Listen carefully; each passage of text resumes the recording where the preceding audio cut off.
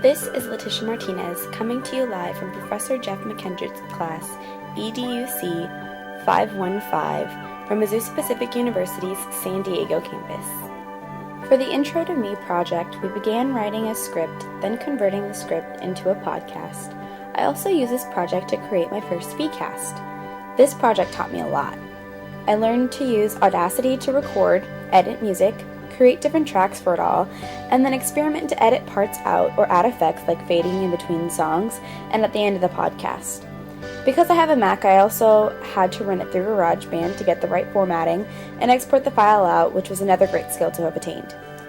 As a result of this project, I have broadened my technological options and ability to teach it to my students regardless of the programs they are using. Making the Intro to Me was something I already had in mind to do, but it was definitely a challenge. I really wanted to make it fully representative of me. I added a personal touch by adding pictures I took of my grandparents' house, where I spent a lot of my time growing up. I learned so much at my grandparents' house, and all of it helped to make me into the woman I am today.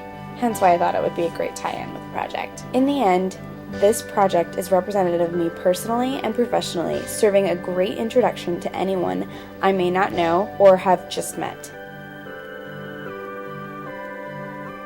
This project also began as a script, morphed into a podcast, and then was posted onto my website.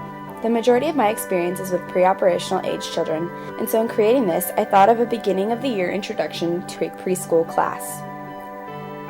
I wanted it to describe my philosophy and teaching style so that anyone could listen or read it and understand how and why I do various lessons.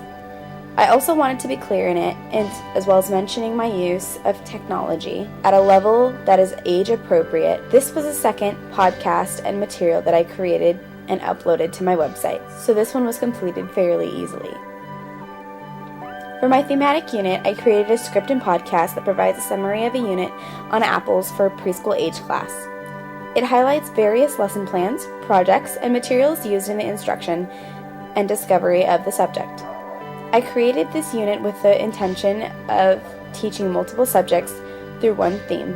In other words, the children would learn about math, science, language and vocabulary, history, and even Spanish through the use of apples. This would be great to consistently incorporate within all of my thematic units so that parents, other teachers, etc. can access the information and the unit that I have created.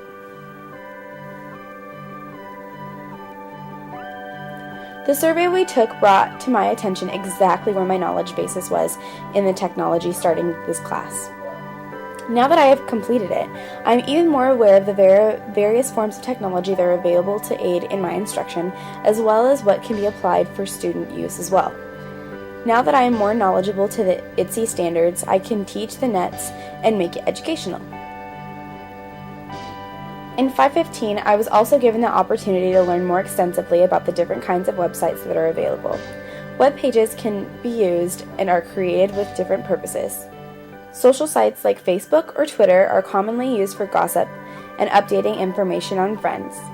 I learned that these sites, if created solely for the classroom, can be used as such. A classroom Facebook or Twitter account can allow students to update questions or statuses on assignments. Students can converse about projects or field trips and have a discussion on various academic topics. And best of all, it's all logged. Blogging sites can also work as reflective pieces in the classroom, as well as log discussions. E-folios are great for both the teacher and students. Teachers can create e-folios to give descriptions on themselves, the classroom, assignments, etc., whereas students can also create e-folios to log and post their projects, as well as begin to create and build upon something that they can use in the future for prospective jobs. Within this web comparison, I also learned a lot about the various forms of wikis. Although I already knew about Wikipedia and the way it worked, I didn't realize that wikis are its own type of site.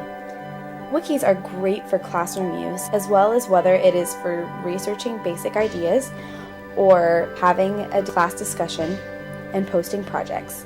It is also a great resource. As a result of taking these technology courses, I found myself more and more interested in photography and in creating movies and VCasts. So I decided to research the history of cameras to focus on the continuous mode found on the SLR cameras.